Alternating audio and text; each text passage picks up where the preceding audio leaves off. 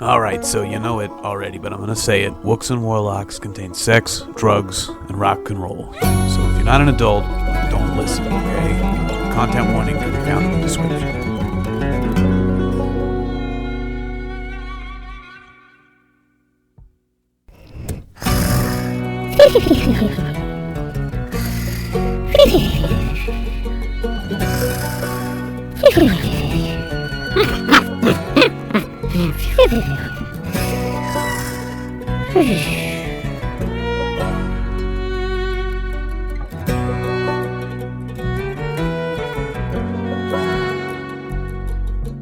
Round and around in the tunnel when it's dark we go.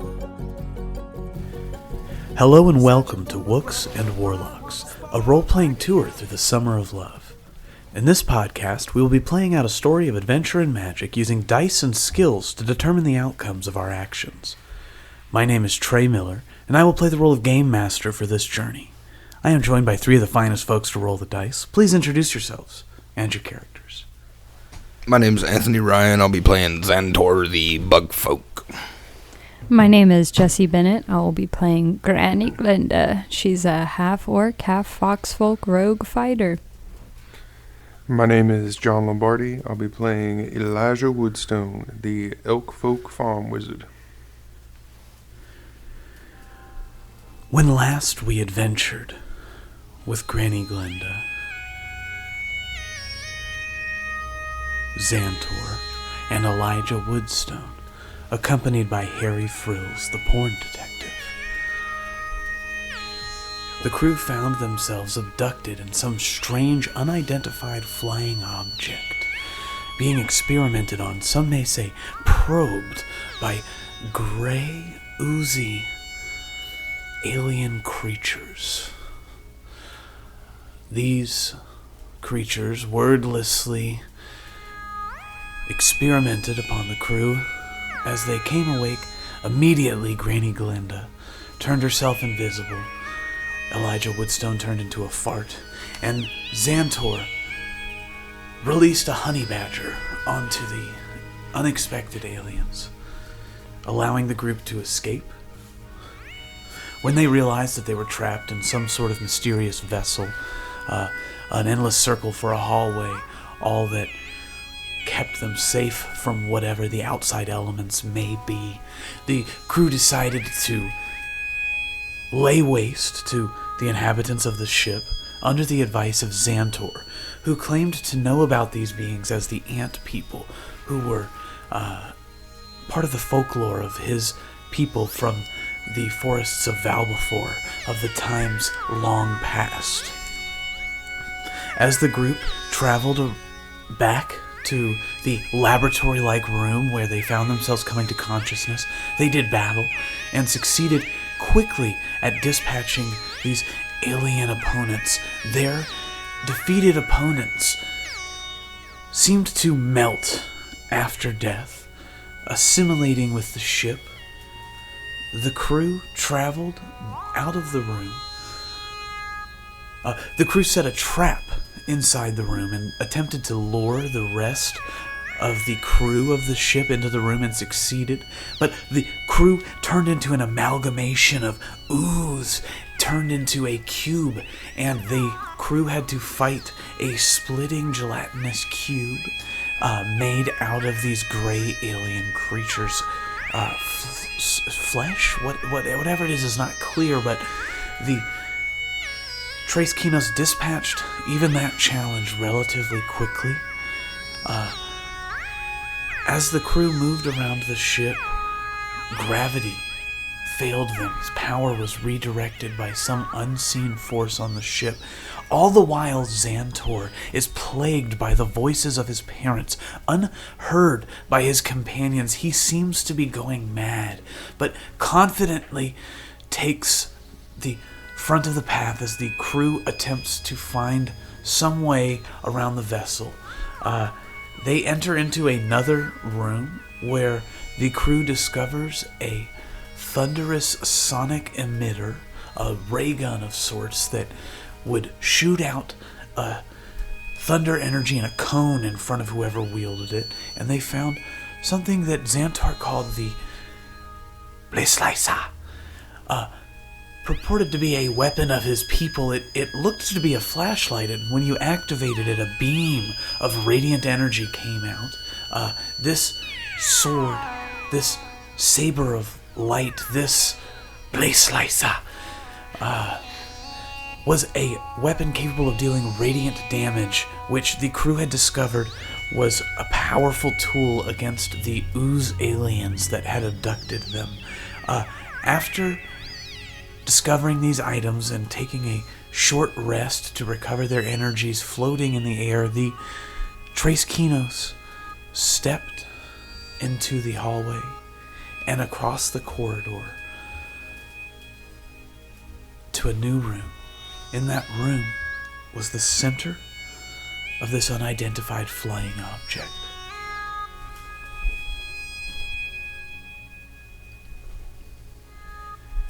From their point at the entryway to the command center of the ship, the crew was able to make out a trio of individuals tied up with some sort of alien technology, bound on the floor. These individuals had the appearance of bug folk like Xxzantor, specifically the kind of bug folk like Xxzantor that had stinger tails like a scorpion. These looked as though they could be relatives of Xxzantor. And just as this realization dawned on the crew, one of the bug folk yells, "Xxzantor, my son, duck! He's right behind you!" And we will rejoin our crew there as we roll for initiative for combat.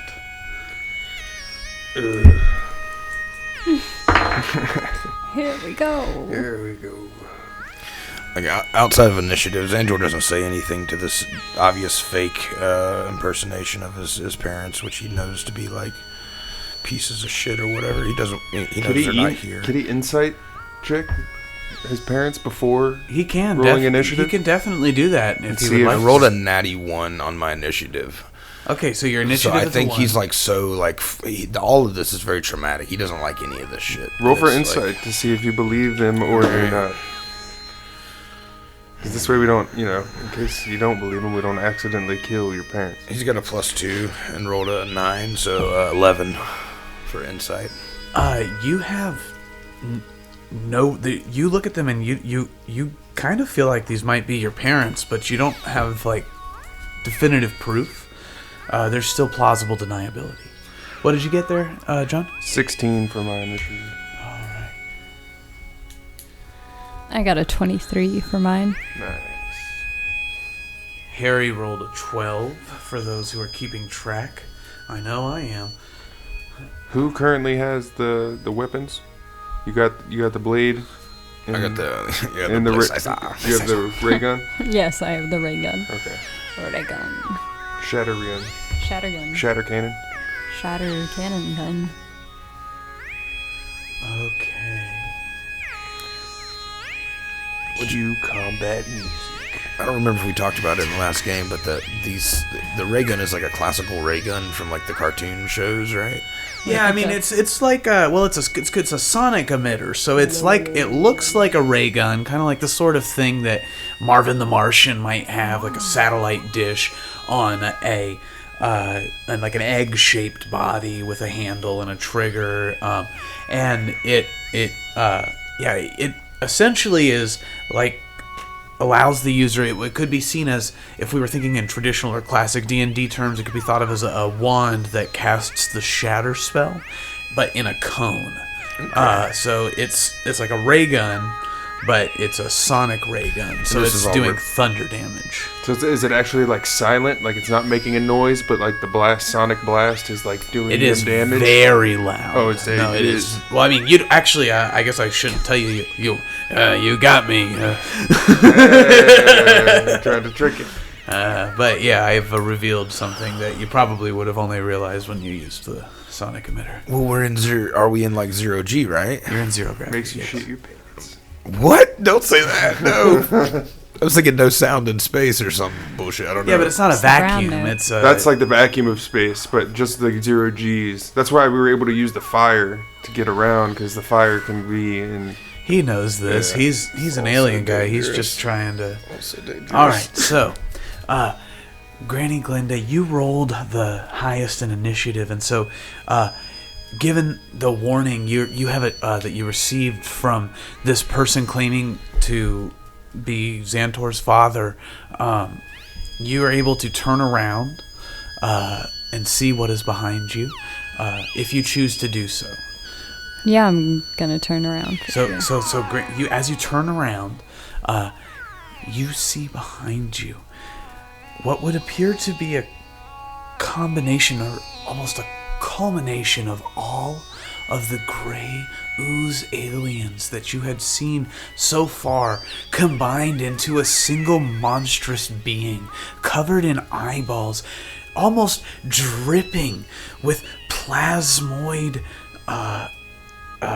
half solid, half liquid substance, but it never quite drips.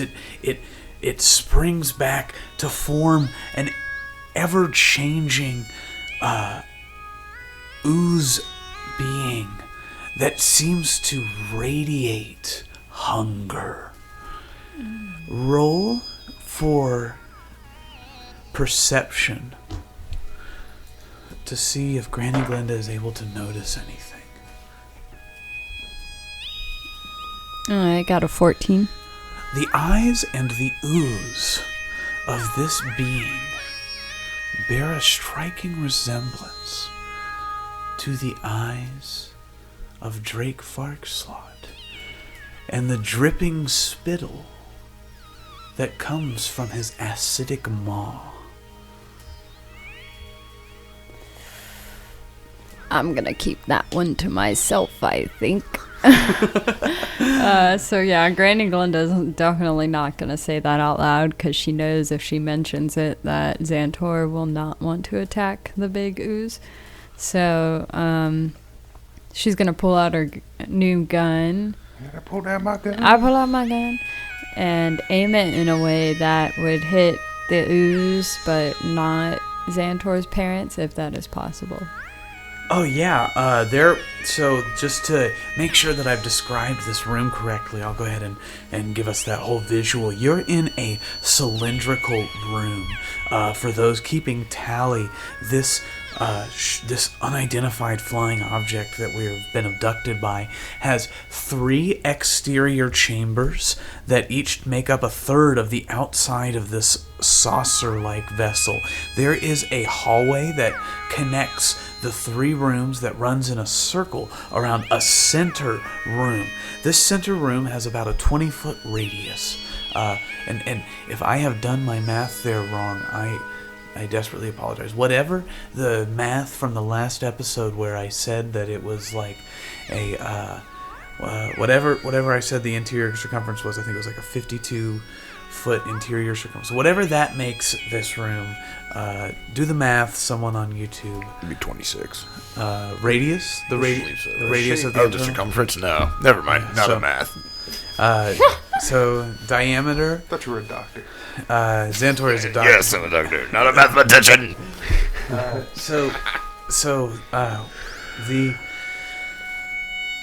The room is a round room that has roughly 20-foot radius. So you're talking like a 30 to somewhere between 15 to 20 foot radius, 30 to 40 foot across, and you see that the bugfolk aliens that are in the middle of the room that are talking to you are in the middle of the room. You guys have entered the room from a side, and I've approached them, and the ooze being is behind you. Okay, yeah, so I'll turn around and approach the ooze being and try to hit it with my gun.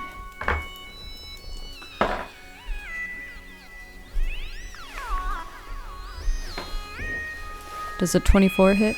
Oh, are you shooting with the sonic emitter? Yeah. So that's actually going to be a save on their part. And it's going to be based off of your dexterity for your spell saving throw. So,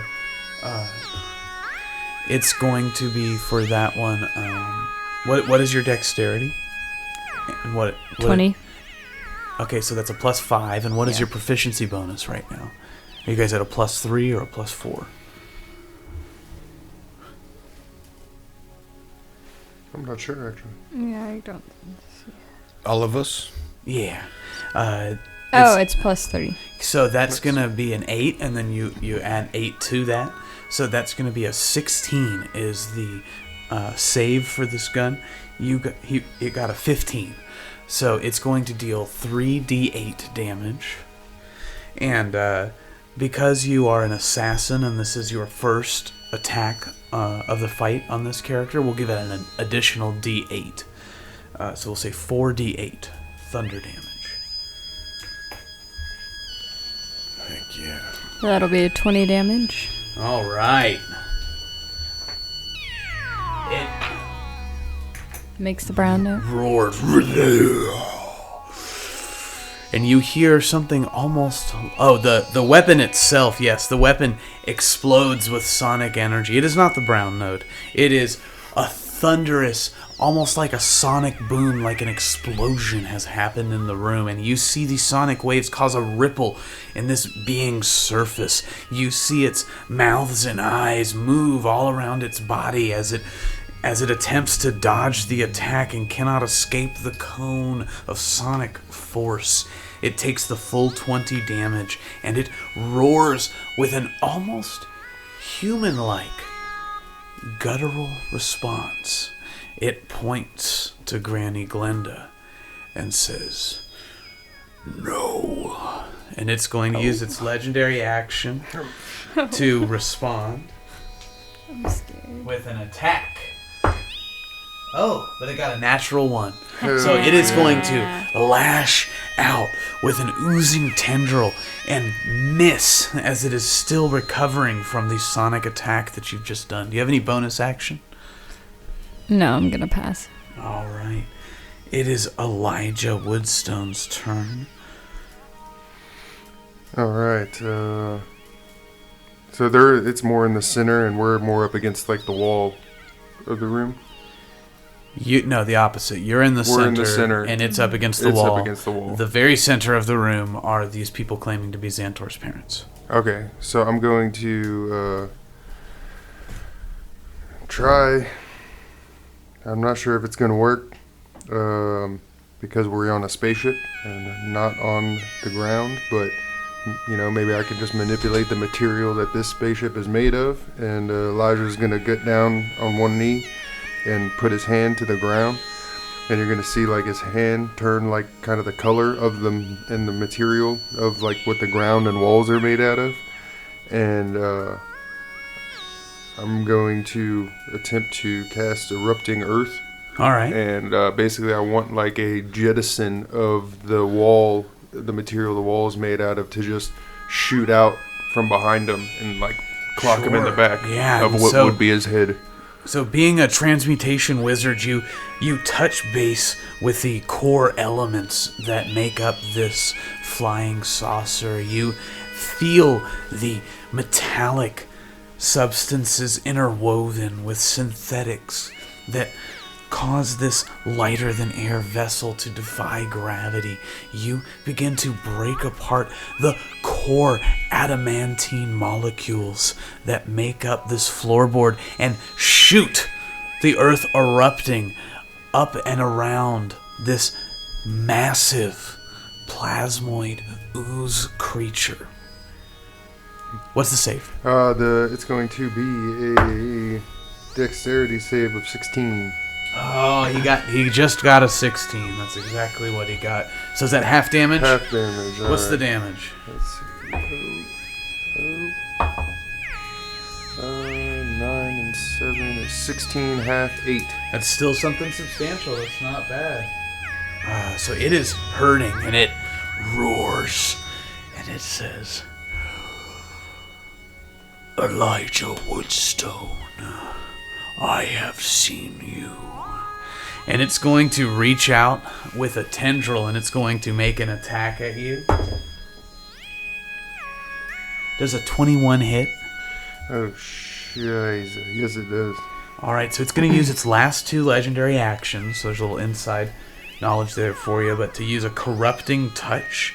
And it's going to deal 2d6 damage. And you are now poisoned. So you have disadvantage on your skill checks and saving throws. And you're going to take 9 damage. Now, it strikes you. And it hits your left arm.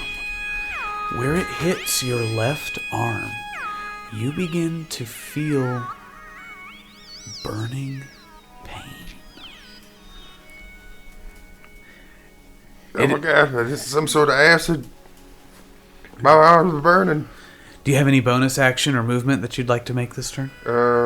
Shoot. No, actually. Is he within 5 feet? Did he end his turn? Yeah, I would say he was coming up close to you guys, and so I would say he's 10 feet away from you guys. So not so far enough away that you could move and make an opportunity, without getting an opportunity attack. But if you wanted to move up on him, you could also do that. You would have to choose to move up on him, though. I gotcha. No worries. For this to work, he would have to end his turn within 5 feet of me. I don't think it would be. He hasn't had a turn yet. Oh, okay. He's been doing legendary actions. Well, no, there wouldn't be anything I could bonus action with Okay. him. Yeah, I can do another attack. All right, then it is. And you're going to stay where you are? I'll back up against the wall, like clutching my arm. Yeah. Okay, so you want to move away from the center of the room towards the wall? Yeah, just naturally backing away. All right, so you use your movement to get closer to the wall and have its defense against your back. Your arm is... You've never experienced pain like this. It is now Harry's turn.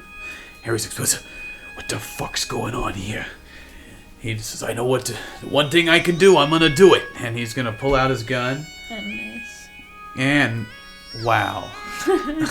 He got a 21. He hit. Okay, and he's going to make 2 shots because he's... I like how you tried to call that into the universe. He's level 5, and I should have been giving it... He did miss that one. Okay, so he shoots with his pistol, and he hits the first time, misses the second time. He's dealing 7 damage. He's just firing off shots. He's like, Glenda, I'm going to save you, even if you've got to save me first. And then it is now this being's turn. And as his turn begins, you hear him making a noise. A sort of familiar noise. Although deeper.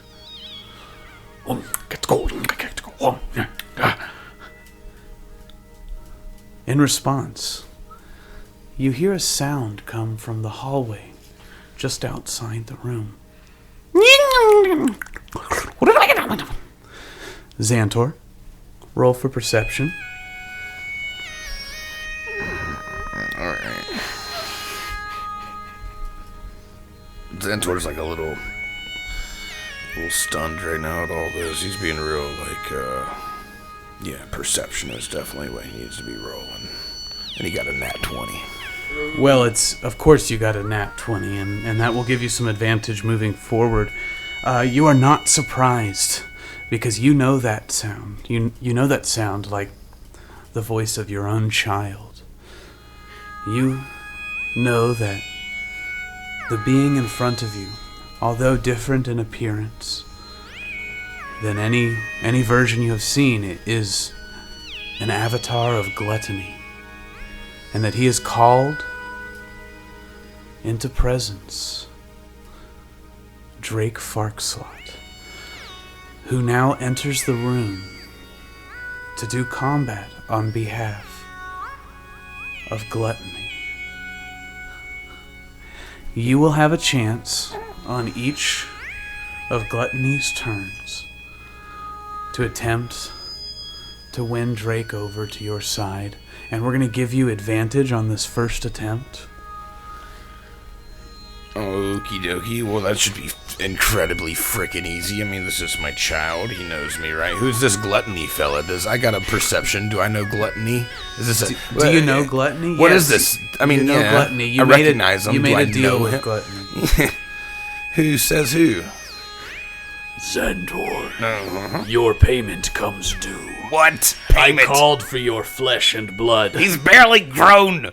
I will take what is mine, and I will take your flesh and blood from your family. Good luck with your cool voice. Good luck. The hell is he talking about, Xantor? Nothing. I want to fly a dragon. So what? You make deals with gods. So what? They're like, oh, I'm cool. I like food. And I'm like, I like food too, bro. And he's like, you want a dragon? I know what you want. Wagon. Yeah, I'll give it to you. And I was like, what? So, how long do I got to sign up for? He said, work on a pirate ship, get abused a little bit, go on an adventure, finish this thing, get to the end of the road, and the dragon will fly. And I had the egg. Y'all met me when I had the egg. Have you ridden on the dragon, though? No, that's what I'm saying. What are you doing here, Gluttony? That's a lot to take in, and this burn really hurts. Yeah, clearly this guy's not good at making deals. Can I do a... I want to like toss another potion at somebody, but I think that's just me, the player. It is not your Xantor. turn. What the only thing you can do right now is make your choice of skill checks to attempt to get Drake out of the spell of his creator, or at least the one who imbued him with power, Gluttony, who is attempting to use him against you in this fight. Well, Xantor always defaults to his acrobatic skills. Okay. And he's like, he looks over at Drake and he's like, Drake, because they used to do this a lot in the woods, like they would play around or whatever in the woods, and Xantor would do flips and stuff and like pretend that he was riding on Drake, and he's like, come on, buddy, we gotta get back together. Like, don't you remember the woods? You know, the backflips and the somersaults and the cartwheels. He's like looking at you and baring his teeth, like he's ready to kill. He's like, no, just Drake, stay with me. And he makes this like hardcore, like that demon eye contact, uses a quick thaumaturgy, gets his eyes going, gets Drake's eyes going, connects, and then he tries to bust out like a backflip somersault, let's say. Granny, Alright, so the DC on this is going to be 22. Granny, do you have any baking soda? I need to neutralize this acid on my arm. It burns. It's a hell of a chemical burn. No, I got a 16, and then it rolled right past the 20 to a 13, so no, he didn't get anything. So he does his backflip somersault, and he lands it with grace. But just as he lands, your little bug leg kind of turns, and your ankle turns, and although Drake, what are you doing here, he's man? foaming at the mouth, he's going to lunge at you with an attack. Did his perception roll, because that's the only thing he did roll good on, was that perception roll. Did he get the perception that Drake was like good, like in with these aliens or in with his parents? Like what? He got a 20, yeah. So you see that Drake seems to be under some sort of dark influence. Who has the spectra? Does anybody still have that spectrometer? The for you got from Jimmy Jams, the scope. That was like one of the first things. I think that was Xantor that took that and stole it. Wasn't that like to see ghosts or something? Yeah. So Xantor, given that you used a 20, or you got your natural 20 on this perception, you can use that spectrometer to take a look at Drake. So earlier, I believe it was at the like the witch's cabin or something, where we were able to see the different colors, and they matched the colors. His spectrum matched the colors of something else. That was at the burn, where we learned that pride. There seemed to be some pride energy in Parker, Granny Glinda's grandson, and we saw that there was some other similar aura coming off of Drake Farkslot. And if you look through the spectrometer now, you see that aura is glowing brighter than ever and matches the aura of the avatar of Gluttony that you have recognized in front of you here. He's a goddamn Manchurian candidate. No, guys, this is not Drake. He's a plant. He's not. Drake's cool. I made a deal with. Who hasn't made a deal with a demon? And he looks squarely at both y'all. He gave you a faulty dragon. I'm not saying anything. Anyway, we all know what it is, man. This is, the world of... Does a 19 hit Xantor? Yes. Drake lunges forward at you. No! Whoa. And while you are attempting to argue with your companions about whether or not he belongs on the team, he bites down on your lower left arm, and he's going to deal 8 damage to Xantor. Gluttony pulls himself in, becoming a dense ball of slime, and then pustules, pockets of slime begin to appear on his surface. Bursting bubbles begin to explode, sending outward a shower of slime. And I'm going to need you all to make a DC 18 dexterity saving throw. With disadvantage for me. 15. All right. 18. All right. 12. All right. Harry failed as well. Oh, you said save? My save is higher than my regular for some reason. All right. So, if you succeeded, you're going to take half damage. Or if you succeeded, you don't take any damage at all. If you failed, you are going to take 26 damage as corrupted pustules explode outward. What was the save number again? 18. 18. Elijah, are you dead? I'm not dead, but I am very badly bleeding and injured and burning now. Elijah, your arm and your leg burn with a pain that has begun to gnaw at the very bones of you. Do I feel like is it spreading? Do I need a perception or You can something? roll a medicine check or a perception check to check in with yourself on Oh this. my goodness. Xxzantor, it will be your turn next. 15 for medicine, same as with perception. All right, so you recognize that if you don't do something to get this off of you, you run the risk of losing one of your limbs. Be that your left arm or your right leg. Elijah, you good, man? You want a potion? I'm not good. We could try a What do we potion. got? What do we got? Oh God. He looks over at Granny. He's all panicking. Like, he looks at his parents. He's like, what the fuck have you ever done for me?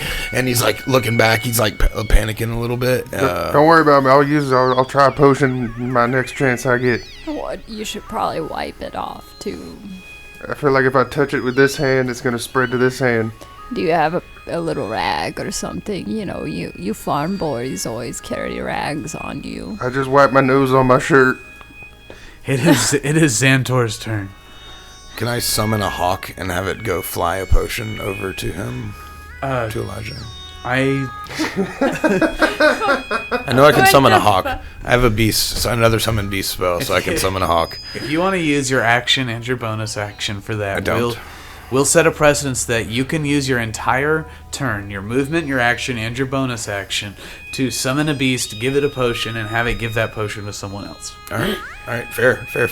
If you want that, we can do that. If not, I'm just gonna go ahead and summon this hawk. Bink, ow! Like there's a little bestial hawk up beside me. That's your call, man. Yeah, that's What's it gonna do? It's going That's to. Xxzantor. What are you going to do? Well, I believe I can have two actions, so I can pop my crossbow at the thing, and then if that doesn't get it, send I my don't hawk. think you have two actions. Is this a bonus action to summon the hawk? I think it's It's a spell. It's an action to summon the hawk. So you can't attack and summon the hawk. You have to pick one. Can I send the hawk into the thing, and then will that kill the hawk? Do you have 2 levels in fighter? I don't know. I I thought think I you had do. double attack. So For you would some have to attacks and actions are different. So one action is worth 2 attacks or 1 spell. Oh, action surge, I believe, which we got to still take a rest. We haven't rested or anything this You whole did time. you did a short rest in the resting in the 0 gravity in the treasure room. Okay. Well, that means I can do that. Action surge would just give me another Attack, action, right? Yeah, and so it gives you another action, so you can attack twice or use a spell. I think there's some interpretations of the rule that limit what you can do with an action surge. I believe you should be able to do everything with it. Fighters can barely do anything. What I'd like to do in combination with that is crossbow this thing, and then also summon this bird. I don't know if the bird then... So you'd have to action surge in order to both attack and summon the bird, but you can do that. Yep. So you do that? Yes, I Okay. do that. Now, does the summoned hawk have any movement? It once does. summoned? It has its own turn that happens after yours, and you can use your bonus action to tell it what to do. Okay, so fantastic. I'm gonna tell it to fly into that thing if Just straight into. You want it to kamikaze into the thing, Yes. into gluttony. unless anybody thinks of a better. I'm gonna hold it until like. All right, go ahead and pop the roll for crossbow. attack with your crossbow. 17 hit. That hits. He's got relatively low AC for being a. 11. All right. So And remember, you get 2 attacks. okay, so the movement. I'm thinking. I keep thinking the movement of the bird as an attack, but that's not really. No, it gets its own. It gets its own turn and its own everything. You have to use a bonus action to tell it what to do, which you have already said that you've used your bonus action for that. Okay. So yeah, I figured that one crossbow shot and then making it slam into the thing is good. But if I get another crossbow shot, that's great. All right, you do get another crossbow shot. Yeah. Xantor's like pumped about all this. He got a 30. Wow. His crossbow's Alright, getting give us some damage. pretty strong. Doesn't hit too hard though. 8 damage. Okay. So, this guy is the gluttony is hurting, and yet somehow, as the battle progresses, it seems like it's regenerating itself, like it's regaining life. It grows in mass and in strength. Go ahead and roll for attack with your bird. And we're going to say, since you're giving away the bird, if your attack hits, we'll deal damage equal to its health. On second thought, I'd like to, if I can, I'd like to use the hawk to carry the the alien lightsaber thing over to Elijah. Is that, instead of slamming it into the... I know that's a crazy change of decision. Why Elijah? Because he's in trouble, and I don't want this stupid thing. I'm not really sure about this technology. I don't like it. Because he needs it right now. Okie dokie. Because he's down, right? I don't know. I'm not down, but I am like bloodied, So- leaning up against the wall with I'm- acid burning my arm and my leg. So I don't know. Can it even carry that thing? This is like the old swallow question. Sure, you know, like- yeah. African swallow or European swallow? Yeah, so I don't even know if I want to get into that debate. I think Xantor's so freaked out in his mind, he's like, this is just like what's going on in his head.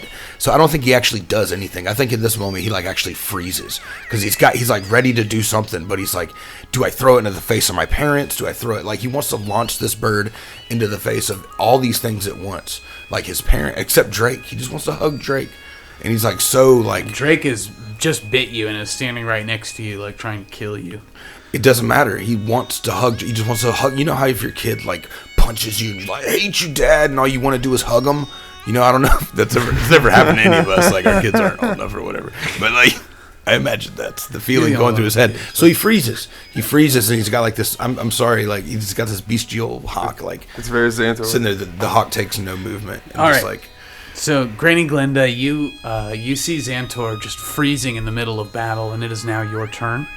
The gluttonous ooze being in front of you seems to be regenerating itself before your eyes. Everybody roll, at the start of this round, roll for insight.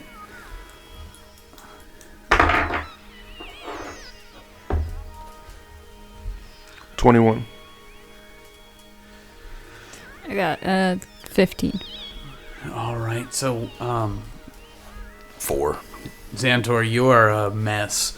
Granny Glinda and Elijah, you both realize that there was something about the radiant damage of the infrared light in that room that seemed to wound the oozes more than other attacks. And you remember that the Blaze Slicer that Xantor acquired in the room did have the ability to do that very kind of damage. So she'll, I guess, look at Xantor and be like, Xantor, you need to use the base slicer. And then look around the room for, I guess, any sort of light switch that would activate the same sort of radiant light. This isn't a. You look around and there doesn't seem to be those kind of light bulbs. This isn't a laboratory. Okay. The other room was a laboratory.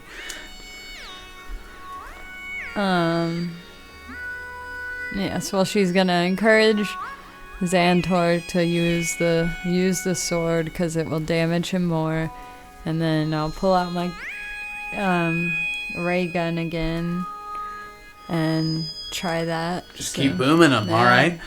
What did you say? What did we decide the DC was? 16. 16. All right. This time it did get a 16, so it's gonna be half damage. Okay, so 3d8, Yeah, but half. that's correct. Xantor's... Oh, sorry, go. It'll be 8 damage because it was 16.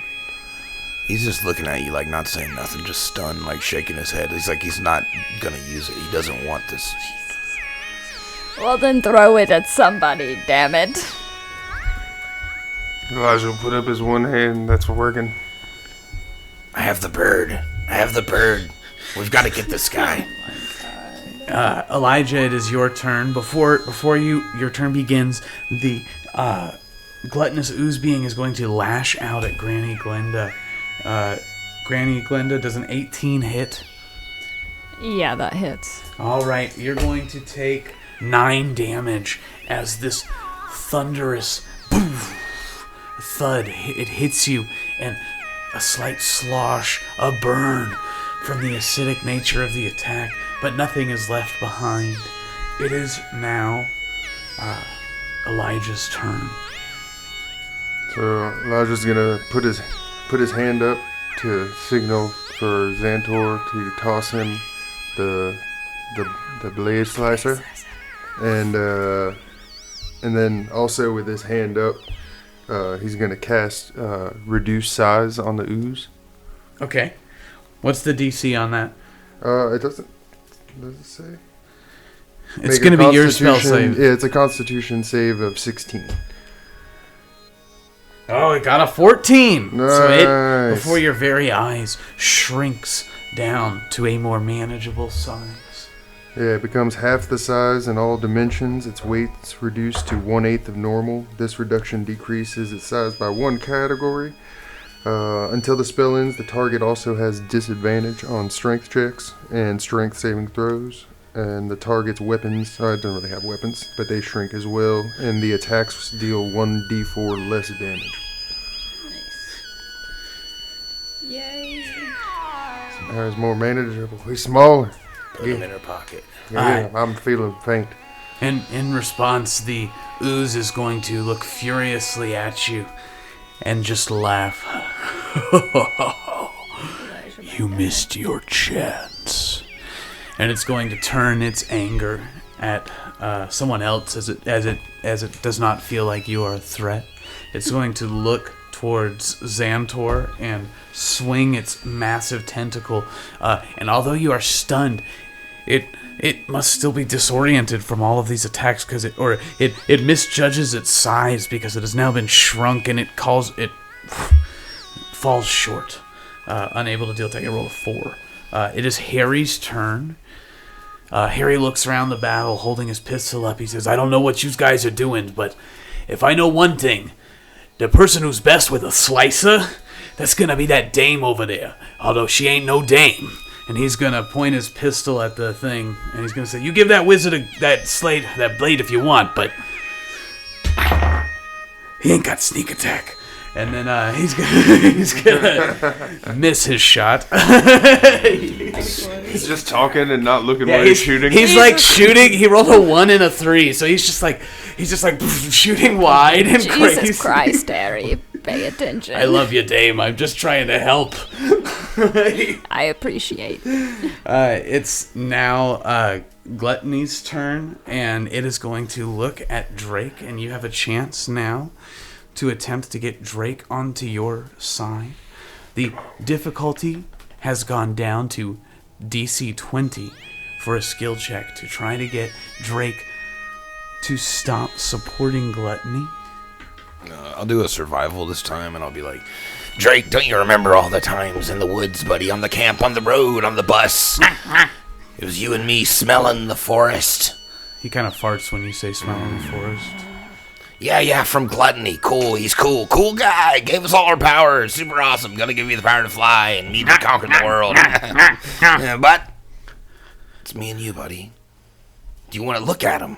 And he nods his head over to Gluttony. I imagine Gluttony's an ugly bastard, huh? What does Gluttony look like? Well, he's an amalgamation of every single gray alien creature's ooze essence that had been sucked into the ship, formed into a blob with 20 to 30 heads, eyeballs the size of fists, multiple mouths, all gnashing and gnawing. Drake, let me stop you there. Is this who you want your master to be? Then go.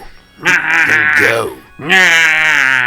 He is half the size now, so maybe he lost respect for him because he's smaller. It's always been me and you. And he flashes like these images of like just surviving, being an adventurer, you know, and he'll use that survival shit to fucking try that. You have advantage still because this is all very endearing. 17 and 20. Oh, that was the DC. So you see something crack in Drake. His mouth ceases to foam. His head cocks.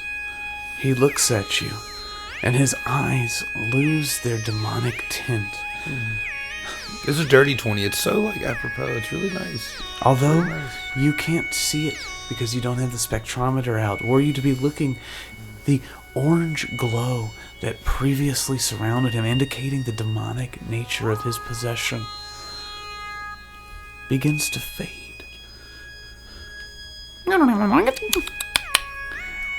He looks at you, speaking kind words in a tongue that only you can understand. He leaps into your arms and begins to lick your face. I lick him a little bit back. As you guys lick one another, Gluttony roars, and in anger is going to lash out directly at Xxxzantor with both of his attacks. Bitch made. Let's see here. Yeah, Xantor's giving him like really eat shit glare. I feel like this dice must be loaded. I just rolled a 4, a 6, a 3. All right, you get one more chance to get hit. Does a 14 hit? No, hell no. So while you and Drake Farkslot are just making out in the center of this UFO, rampaging and rowdy, angry around you, Gluttony attempts to strike, but it's like an aura of protection, a bubble of love, a snot bubble of grace seems to have formed a cocoon of protection around Xxzantor and Drake Farkslot as they reunite in loving embrace. It is now your turn, Xxzantor. I'm living my... What more do I need to do, guys? I could die right now, right? Am I wrong? Give me that goddamn sword. Attacks in the background. He quickly tosses... He's like tosses the sword to Granny, like, without even thinking about it. This feeling anymore. And with his other hand, he like pulls his hand back onto Drake, and then with his other hand, he reaches his crossbow out and like launches at another piece of this fucking ooze thing. Okay. You get 2 attacks, remember that. Yeah, no, he's going to use all his movement to bring Drake in closer. Or I guess one of your attacks would have been a throw, to throw the spear. So you get 1 attack. Fucking 32. He is in the zone, boy. He's not even looking. He just give us some damage. Oh god, these are all crossbow hits. 15. All right, that's some good damage. He's got a pretty decent crossbow. He's been modifying it. So you lash out and deal 15 damage with your crossbow, and the ooze creature, furious, roars. Although it's a slightly higher pitched roar now because he's 1/8 the size. Rawr! You will not defeat me, not here. And even if you do, you will face me again. You cannot take what is mine. I will consume all. I am gluttony, all-consuming. Granny Glenda. Kind of sounds like an angry It is your leprechaun turn. when he's tiny. All right, Granny Glenda pulls out the base laser. And Well, I toss it to you. I assume like you like Because it was a good, like, all that shit. You just caught it. Fuck yeah. Fuck yeah. I Smooth assume as shit. so. I mean, yeah. Like, catch it, flip it on as it's coming down and shit? Okay. Yeah. And so, I'm going to use my bonus action to hide and then sneak up behind this greedy boy. Okay, you gotta roll for Gluttony, sneak gluttony. to do that bonus action hide. Okay. It's normally Xantor I gotta watch out for. Granny Glenda trying to pull a fast one there. You're coming up behind. Is Gluttony and the ooze creature, is that the same thing? They're the same thing, Okay. yes. The ooze creature is an avatar of gluttony. I imagine a natural 20 will do it. Oh my goodness, you turn invisible. Like, you're... Fuck yeah. Everything is invisible. That's what I wanted, but I already used that, so I couldn't do it again. It happened. So, yeah, then I sneak up behind and I attack with my new base laser. Alright, remember to roll with advantage. Natural 20 again. No way! Yeah. Whoa! Dirty. Okay, so your first attack with this Witness blaze Jedi slicer, over here. and that is of course going to take advantage of your half-orc viciousness trait, which is going to make that triple damage on the critical hit, not just double. And you do maintain your invisibility when you strike because of the ring that you have. Pinky ring? Yeah, the pinky bling. Pinky bling. How much damage does that sword? It deals 1d8 of radiant damage. So that's And you're going to double or triple those dice, so it'll deal 3d8 3d8 radiant damage, and then I get 3d6 from my sneak attack. and that's all going to be radiant. Okay.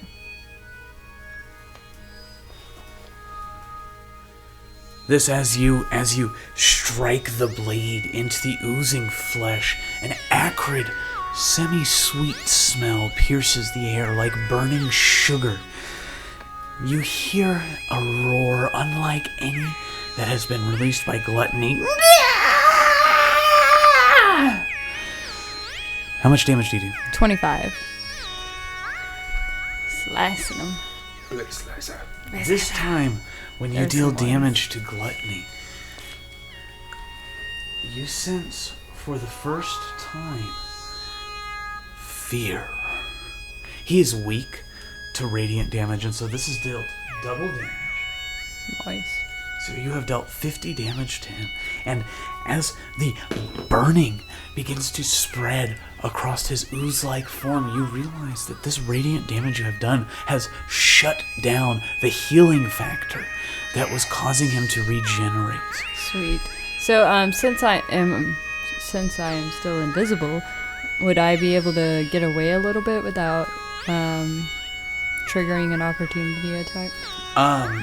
Yes, because Okay. you're invisible, it can't see you. Sweet. I'm gonna go like 10-15 feet away from it just to be kind of safe, and then hang out there. All right, Elijah Woodstone, it is your turn. You are, Seeing it getting its ass whooped, and I'm covered in acid. yeah, that's essentially Ew. where you're at. You're covered in acid on your arm and on your leg, and because you did not remove any last turn, you have the chance to use your full action to remove the acid from one of your two appendages. Dang, I was gonna like bonus action try to like pour a health potion on either my arm or my leg. You're welcome to try that. We can roll on the D100. Because I wanted to use my action still to help the group. Well, you can do... Okay, so we can use your bonus action, and we'll call to do the health potion, and we'll call it a D100 roll, and we'll give it a 60% chance to succeed. Okay. If you're going to use your action to do something like that, then it would be a 100% chance to succeed. But, you know, you want to... The crew is about to be in danger. as well. Cruz, it's about, yeah. I see he's hurt, but he's not dead yet. I gotta... I have lots of hit points. I mean, I am not scared. As you say that, one of Jubilex's many eyes focus on Granny Glenda. Oh, I was under. That's good. 47. That's what you want to Oh, do. I wanted to be under. Okay, Yeah. 47. Okay, So, good. which do you pour it on, the leg or the arm? I'm gonna pour it on my leg, and then with my hand, I'm gonna toss the bottle. Not action related, just thematic, you know, for effect. Toss the bottle, and and then I pull out my blindfold, put it on my head, Oh. and then I'm going to touch the ground of the ship again, and I'm going to cast Earthbind on it. And this time you see like a weave of like strands of like the metal of the ship, of the floor, come up in like a net pattern almost, and like grab onto him. All and, right, just it's now weigh him locked down. into place. And he has to make a strength save of 16, but he's got disadvantage because he's reduced size. Natural 1. Nice. So yeah, that net, like I don't know if it's gonna have any effect, but it's like a glowing, like the metal of the ship is like in like rods almost that are kind of glowing and like pressing down on him. Sure, and the cauterized ooze flesh from the radiant damage. It makes almost like a hardened, like a hard candy surface that the net of the ship is able to crunch down on, pinning the gluttonous avatar in place. It is now going to be unable to retaliate with legendary actions as it is held in place.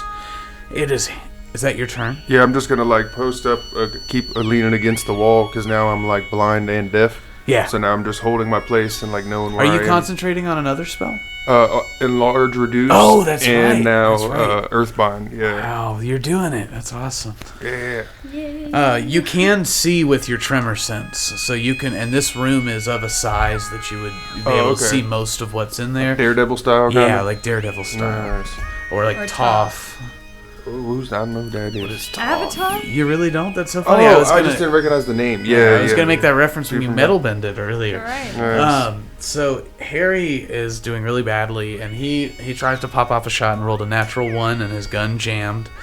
He's like, "Look, guys, I'm just here for moral support. I'm really glad you chose to bring me. Of all the characters, I really like you guys a lot, and I feel great to be a part of this team. And I thought I could contribute a lot. I got this pistol. It does 2d6 damage every time I hit. I can't even seem to hit. He's failed at the whole game. Really? His whole existence. I'm at Just- least just fun. do I'm better. fun, all Just right? do You guys better. like me, okay? You know, I'm not good for the battles. I should be, theoretically. I'm a pistol-wielding gunslinger, but natural 1. You're Distracted easy on by- the eyes. Yeah, distracted by Granny Glinda's It's a hot attention. fox over there. She's fucking invisible. I can't even see her. Like, why am I missing? It's the pheromones. You can smell it. So Gluttony is going to make a strength saving throw in hopes of getting away. He rolled a 4, and he has disadvantage, right? So it doesn't matter what the second one is. He has continued. He is still locked down, and I'm going to go ahead and roll on my d6 to see if he recharges his eject slime ability, and he does. So from his locked in place position, he is going to explode once more. And I'm going to need you all to make a DC 18 dexterity saving throw. I'm not gonna roll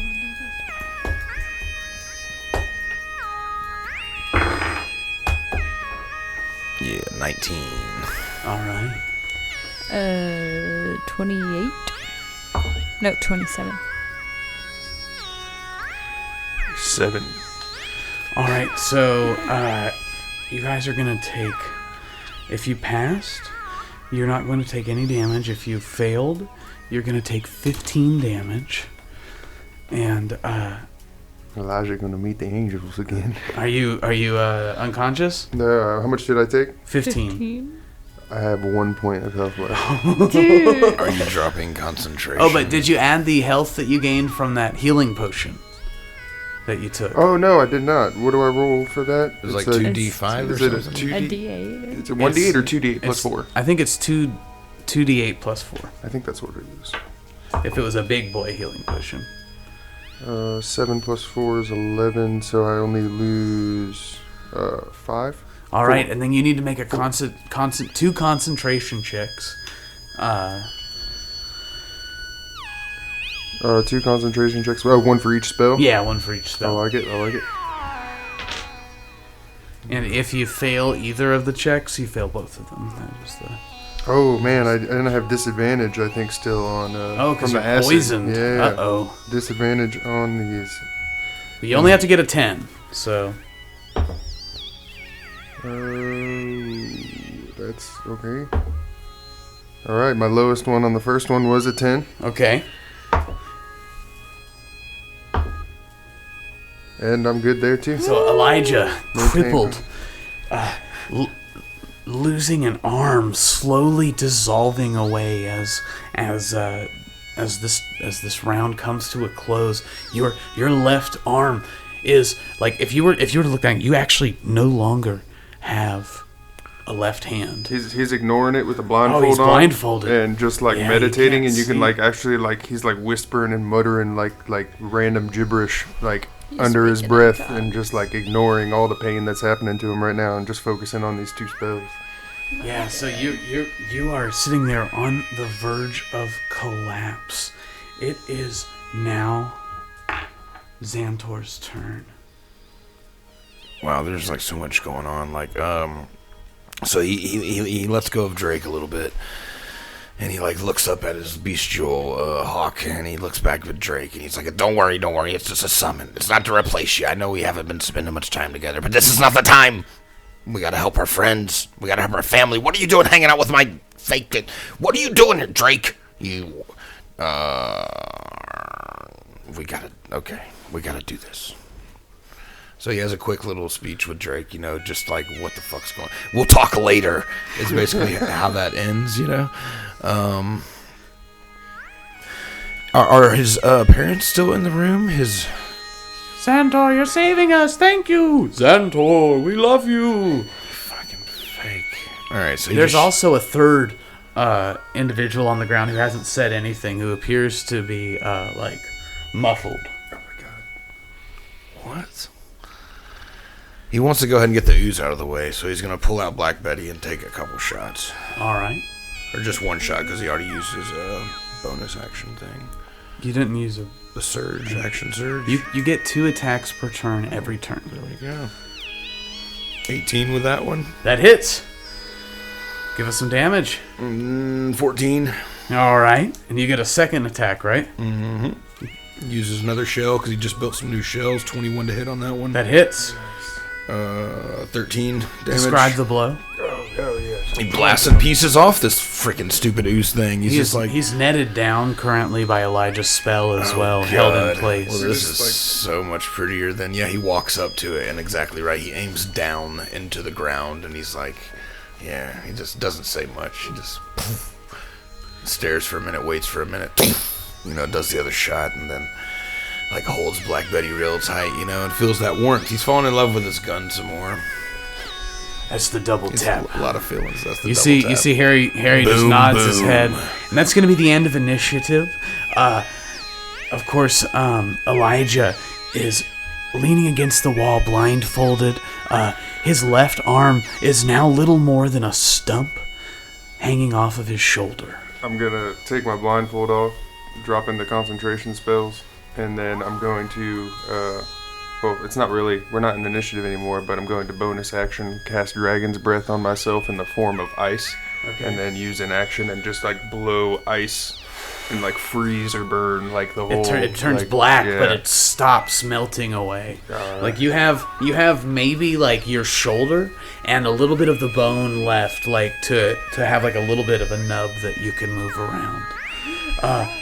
As Elijah deals with his wounds, from the center of the room, you see a puddle of ooze dripping down, slipping and sliding towards these bug folk that look like Xantor. Help us quickly! The ooze! Help, Xantor! You must save your brother! Save! Don't trust these fucking fake things, guys. Well, I don't have to trust them, but I'm definitely getting rid of that thing before it reaches me. And Yeah. Granny Glinda's gonna walk over and just turn on her lightsaber in the center of the ooze puddle. Nice. As you, a shriek-like sound comes from the puddle as your blade slicer penetrates the ooze form on the floor, and it retracts into itself, almost like a puddle spreading in reverse. It shrinks into nothingness, and then poof, a wisp disappears, and you hear in your heads, "I'll be back." So much for them piano lessons. Please, release us. We've got to see to your brother's health. Little Xxzantor, please help us. Little who? My brother who? You've never met him. We have so much to explain. I've never met my brother. We have so much to explain to Granny, you, Xxzantor. kill him. Don't. Xxzantor turns around and walks out the fucking room. Xantog, Ekel and Isbet look at one another and they say this. We knew this might happen. I knew it was a possibility that he wouldn't recognize us or love us or want us, but at least I thought he would want to meet little Xantog. They're talking to y'all now. Xantor's like out the fucking room. Little Xantog. Well, who is little Xantog? You see that there is a third unconscious bug folk on the ground next to these two who have addressed one another as Ekel and Isbet. Or they introduce themselves. I am Ekel, and this is Isbet. Xantog and Xantor are our children.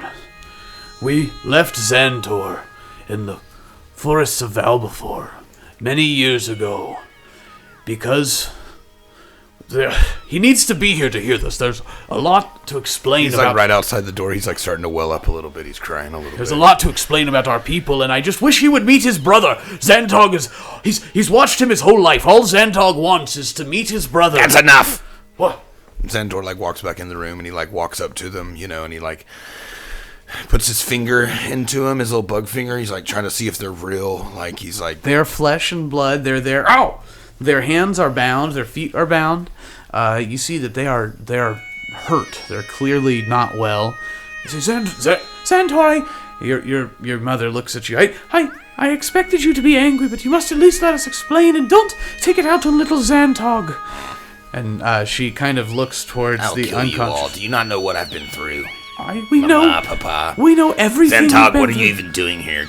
Xantog is unconscious, and He like kicks him a little bit. No, Granny Glinda's gonna go give Xantog a healing potion. Xantog wakes up. Doesn't kick him hard. And He just nudges him. I haven't emphasized this really, but their voices are high pitched, almost robotic in timbre, sort of like they're speaking through a talk box of sorts. And you do notice that they have some sort of like babblefish technology wrapped around their throats, where the voice box of a human would normally be, or a humanoid, and you see that their voices are coming out of that device. As you give a healing potion to Xantog, he coughs,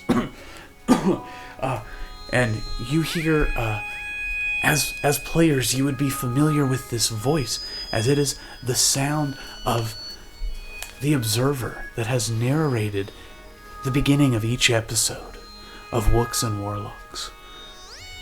Yo, what up? My goodness, I feel like I've heard your voice before. You cool cats are Xantor's friends. Granny Glenda, Elijah Woodstone. I'd know you guys anywhere. Who the fuck are you? And he looks up at you and his eyes just go wide. And he does bear quite a striking resemblance to you, Xantor. It is sort of like looking into a mirror at a younger version of yourself. And you see his bug face, his exoskeleton sort of crack and turn into a smile. And he says, look, I've been watching long enough. I know you're a crazy cat, and there's no way that you're going to believe any of this. He's slowly reloading his shotgun. But you've got to understand, you're not a bug folk. We're aliens. We're from beyond this dimension, and you were sent to the past to be placed, to be brought to the future. You're the hero, Xantor. That's why I've been watching your story and telling it. And he walks back, he gets up and he goes to the control booth and starts typing in something, and you see like a hologram appear, and this hologram has like an image of you walking out onto the road for the first time from the pirate ship. And you see images of you and Elijah meeting for the first time.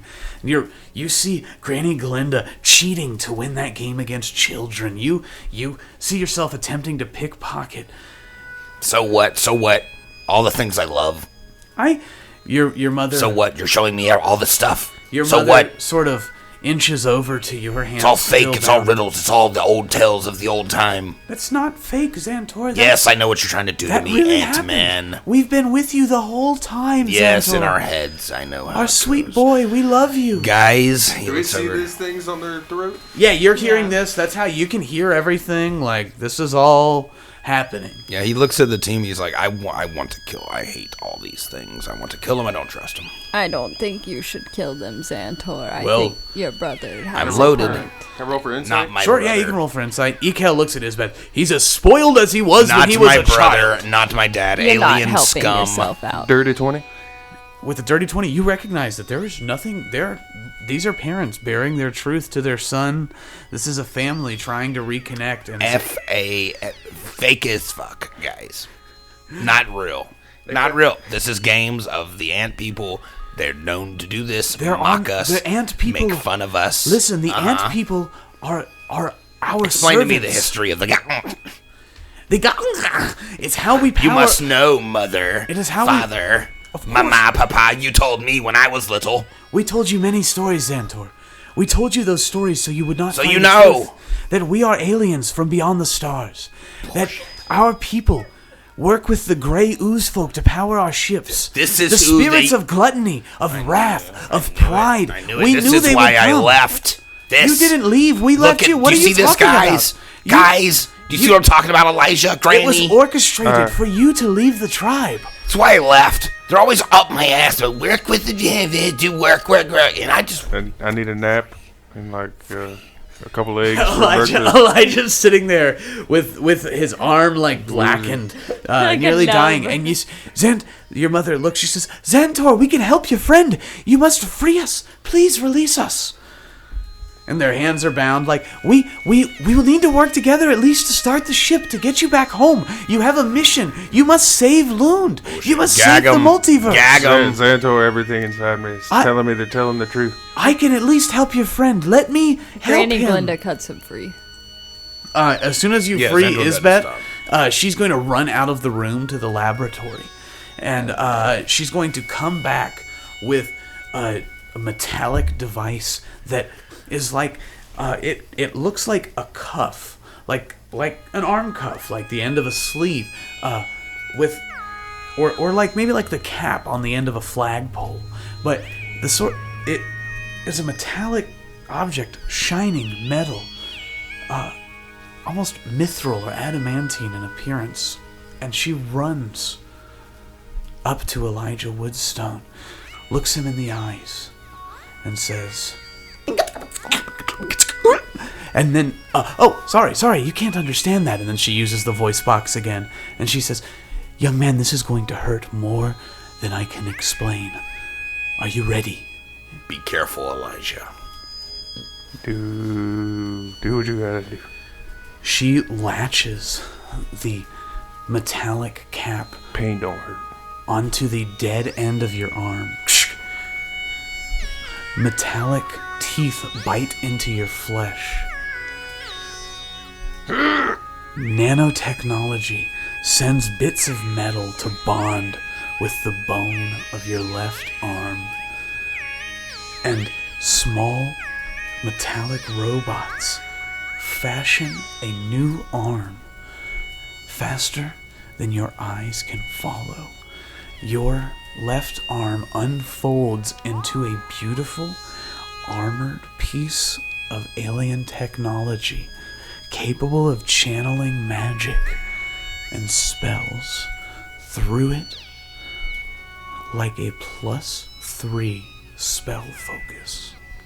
You see my my talisman on my neck lights up, it glows blue, and then it like fades and unglows, and then the arm glows blue, and then that symbol from the talisman appears onto the arm. That's so beautiful. I had intended to describe that happened, and we did not talk about this, dear listeners, but I forgot to say that happened, and then John just made it happen. That is synergy of the room right That was there. good. That is chemistry. But yes, that's precisely what happens, and the amulet around your neck, now inert, is little more than a beautiful piece It of just prized breaks and jewelry. drops off, falls off. Sure, it is still a valuable piece of jewelry or a memento for your past, but it is no longer a magical focus, and now your arms are filled with this strange new power. Your energy does not return. You are still quite hurt, and in fact, extreme pain racks your entire body, but you will survive, and you now have a metallic arm to channel your transmutation magic through and with. And you find that your transmute metal ability allows you to turn this arm into various functional devices like screwdrivers, hooks, grappling arms, any sort of creation that... Plasma cannon? Plasma... Well, if you were to channel your spells through it, then they would be +3 versions of themselves, and in that way it is a out like plasma Mega Man? cannon. Yeah, Like ships yeah, and totally. You shit? can... That's cool. If you were to take some cantrips that allowed you to do that, you could do that, or you could channel your spells through that. The Xantor's family looks at him. Xantog looks at Xantor. Yo, bro. I know you're probably never going to accept me, but I just want you to know I love you. We're going to get through this. We've got to fix the ship. Alright, guys, it's going to take a lot of work to get this thing. Xantog looks at you. He's like, if you're not going to be helpful, just at least give us space to save you. Yeah, whatever. Your father looks at the group and he says, it's going to take a lot of effort, but I think we can get this thing spacefaring and get back to Lund within the next 24 hours. And we'll pick up there next time on the next thrilling installment of Wooks and Warlocks. Hell yeah.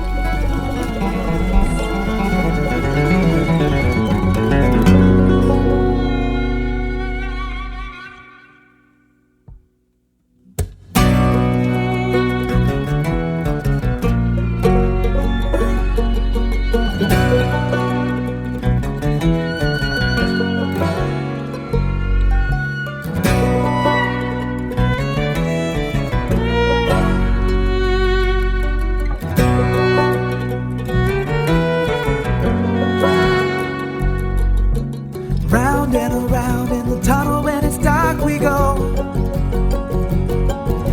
searching through the rubble for what once was spark like a shout in the night. And the sight of the past, it can fill us with fear all night, though we know the wheel comes back after time.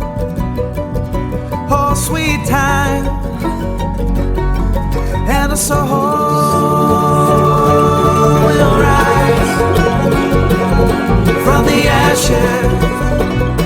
We will climb as we shout into the night. Let no man mute my battle cry. Wooks and Warlocks features Anthony Ryan as Xantor, the Bugfolk Ranger, Jesse Bennett as Granny Glenda, half Foxfolk Rogue, John Lombardi as Elijah Woodstone, the Elk Folk Wizard, and Trey Miller as Dungeon Master. Intro and outro feature the song Flight of the Phoenix by Tirefire. Recording and editing are completed in-house by the Wooks and Warlocks team, recording consultation provided by Adam Horwitz. You can find us online at Spotify, Apple Podcasts, YouTube, Facebook, Instagram, and Discord under the name Wooks and Warlocks. Links can be found in the description. If you would like to sponsor an episode of Wooks and Warlocks, please contact us at wooksandwarlocks@gmail.com. Thank you for listening. Dark clouds brewing a storm deep in the sky. Words spoken in anger, vibrant like a neon sign in the mind's eye, multiplied by time and time again. It's those we love that we lose when we struggle with what's inside, just hoping for hope, something to work